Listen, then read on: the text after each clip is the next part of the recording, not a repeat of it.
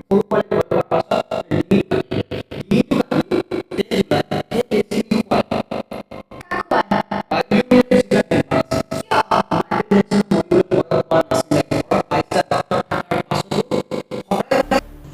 কিছুদিন ধৰি আমি কিছু বছৰ দেখিছোঁ যে এই পডকাষ্ট যিবিলাক চলি আছে তো পডকাষ্টৰ প্ৰতি আমাৰ কোনো আপত্তি নাই। পডকাষ্টৰ পৰা দুটা কথা আমিও শিকিছোঁ, দেখিছোঁ, বুজিছোঁ।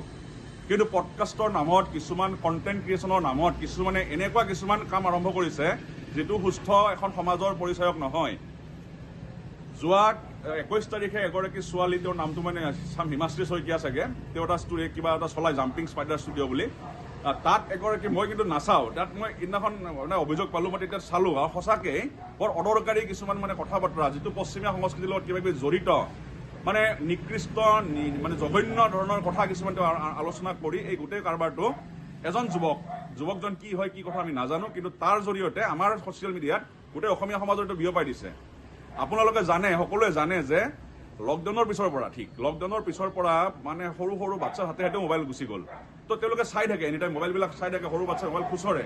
তো আৰু যুৱ প্ৰজন্ম এনেকুৱা এটা সময়ত এনেকুৱা এটা ধৰণৰ নিগেটিভ মানে জঘন্য কাৰবাৰ কিছুমান তেওঁ তাত এই পডকাষ্টত কৈছে, কিবা ইলুমিনটি নে কি নামৰ কিবা এটা কনচেপ্ট, মানে এইটো এনেকৈ বুজাইছে যিটো আমাৰ সমাজত দৰকাৰ নাই, অদৰকাৰী কাৰবাৰ কিছুমান, কিন্তু ভৱিষ্যতে ই আমাৰ সমাজক বিপথে পৰিচালিত কৰিব পাৰে, যুৱ প্ৰজন্মক বিপথে নিব পাৰে।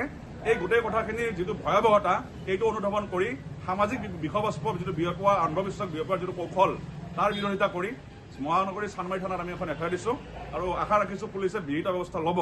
লগত ইয়াকো কওঁ, এই এফআইআৰখন এটা ৱাৰ্ণিং বেল হোৱা উচিত, যাতে এই পডকাষ্ট চলোৱা মানুহবিলাকে মানুহক কিবা এটা দিয়াৰ কাৰণে ভাল বস্তু এখন সুস্থ সমাজ গঢ়াত অৰিহণা যোগাওক, কিন্তু অকল টিআৰপিৰ কাৰণে, ভিউজৰ কাৰণে যি টি কাম নকৰিবলৈ আমি অন্য পডকাষ্ট যোনে চলাই আছে তেওঁলোকক আমি অনুৰোধ জনাইছোঁ। ধন্যবাদ।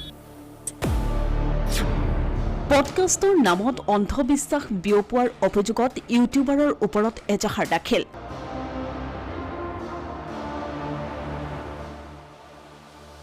বিপদত জাম্পিং স্পাইডাৰ ষ্টুডিঅ' নামৰ এটি ইউটিউব চেনেল চলোৱা ইউটিউবাৰ হিমাশ্ৰী শইকীয়া চৈতানক পূজা কৰা এটা ভয়ানক সংগঠন ইলুমিনাটি শীৰ্ষক ভিডিঅ' বনাইছিল পডকাষ্টৰ জৰিয়তে। আছাম পাব্লিক ৱৰ্কছে দাখিল কৰা এজাহাৰৰ পাছত কি ক'লে শুনক হিমাশ্ৰী শইকীয়াই। আপোনাৰ এগেইনষ্টত কিবা এফআইআৰ এখন দিছে আছাম পাব্লিক ৱৰ্কছে, আপুনি হয়তো গম পাইছে চাগে? হয় হয়, মই দেখি আছো। আচলতে কি হৈছিল ন? আপুনি কিবা পডকাষ্ট এটাৰ কথা কৈছে, আপুনি কি হৈছে আপুনি অকণমান ক'ব নেকি আপোনাৰ? আচ্ছা, এটা ইলুমিনিটিৰ ওপৰত পডকাষ্ট কৰিছিলো, সেইটো একচুৱেলি ৱেষ্টাৰ্ণৰ এটা মানে কালচাৰৰ আপোনাৰ কিবা কিবি এনেকুৱা থাকে আৰু ইলুমিনিটি বুলি এটা কনচেপ্ট আছে, সেইটোৰ ওপৰত এটা পডকাষ্ট কৰিছিলো। বাট ভাবিছে সেইটো ভূত বুলি, বুজি পোৱা নাই চাগে, আৰু সেইটো ভাবিছে অন্ধবিশ্বাস বিয়পাইছে বুলি সেনেকে ভাবিছে। বাকী কিয় বা এনেকুৱা এফআইআৰ দিছে সেইটো মই নাজানো, তেওঁলোকে জানিব। আৰু ইলুমিনিটি কি হয়, ক'ৰ অৰ্গেনাইজেশ্যন এইটো? সেইটো বাহিৰত হয়, একচুৱেলি বহুত মানুহ জড়িত থাকে, আপুনি অলপমান ৰিচাৰ্চ কৰিলে গম পাব। আৰু বহুত চেলিব্ৰিটিও থাকে, মানে শুনিছো আৰু ৱেষ্টাৰ্ণত, আৰু সেইবিলাক পডকাষ্ট বাহিৰত বহুত কৰা হয়, মই দেখিছো। আৰু এইটো প্ৰথমত চাগে অসমত চাগে ময়ে প্ৰথম কৰিছো নেকি। তাৰ পাছত সেইটো কাৰণে এফআইআৰ দিছে, আৰু ডিছক্লেমাৰ দিয়া হৈছিলে বাৰু সেইটো, কিন্তু বাট এফআইআৰ দিছে আৰু বাছ। আৰু এটা কথা তাত এফআইআৰখনত উল্লেখ কৰিছে যে শিশুৰ গালৰ পৰা পানী কেঁচুৱা এটা শিশুৰ গালৰ পৰা কি পদ্ধতিৰে মানে কি হিংসুক পদ্ধতিৰে তেজ সংগ্ৰহ কৰা, এইবিলাক কথা আলোচনা হৈছিল নেকি আপোনাৰ পডকাষ্টত? হয় হয়, আলোচনা হৈছিল। একচুৱেলি কণ্টেণ্টটো বহুত বেলেগ বেলেগ থাকে। এতিয়া ধৰি লওক, এতিয়া আমি চোৱাৰ ওপৰত নিৰ্ভৰ কৰিব, সেইটো কণ্টেণ্ট যদি বাচ্ছাক দেখাইছে সেইটোতো তেওঁলোকৰো ভুল থাকিব ন, মানুহবিলাকৰ। এতিয়া কণ্টেণ্ট বিলাক মোবাইলটো ইউজ কৰাটো নিজৰ ওপৰত কথা। তথাপি এগৰাকী আপুনি দায়িত্বশীল হিচাপে, পডকাষ্টাৰ হিচাপে আপোনাৰো কিছু দায়িত্ব নাথাকে জানো? মানে আমাৰ সমাজত ভুল এনেকুৱা ধৰণৰ বেয়া প্ৰভাৱ পৰিব পৰা কণ্টেণ্টৰ পৰা আঁতৰি থকা তেনেকুৱা এটা দায়িত্ব নাথাকে জানো? আপোনাৰো নাথাকে জানো বাৰু? হয়, মই বিশেষকে সেই যেতিয়া পডকাষ্টটো কৰিছিলো তাতে এটা কথা মই বাৰে বাৰে উল্লেখ কৰিছো যে অন্ধবিশ্বাস বিয়পা কোনো কথা নাই, আৰু আপোনালোকে এইবিলাক নল'ব, জাষ্ট ইনফৰমেশ্যনৰ কাৰণে। মানুহে চব কথা জানিব লাগে, নহয় জানো? সেইটো কথা বাৰু বেলেগ, বাট এনেকুৱা কণ্টেণ্টটো বহুতে কৰিছে। ধৰি লওক কিছুমান নিউজ চেনেলতো মই দেখিছো পেৰানৰ্মেল ইনভেষ্টিগেটৰ লৈ পেলাই ভূতৰ ওপৰতো কিছুমান কৰিছে, সেইটোতো অন্ধবিশ্বাস। তেতিয়াহ'লে সেই নিউজ চেনেল যিসকলে বা যি নিউজ চেনেলে বজাইছে, তেতিয়াহ'লে সেইটো কি বুলি ক'ম তেতিয়াহ'লে মই?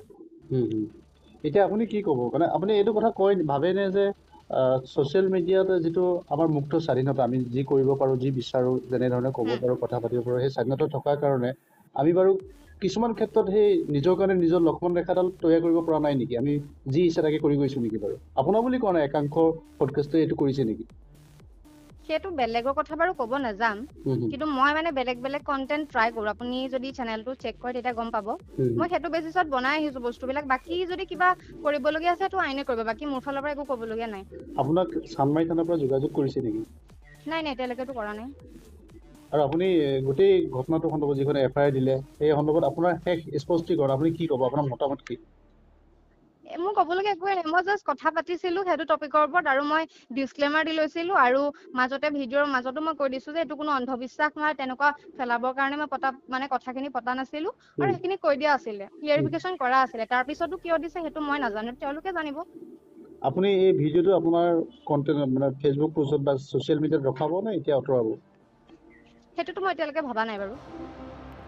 ইফালে এজাহাৰ দাখিল কৰাৰ সন্দৰ্ভত আছাম পাব্লিক ৱৰ্কছৰ বিষয়ববীয়াই ক'লে এনেদৰে।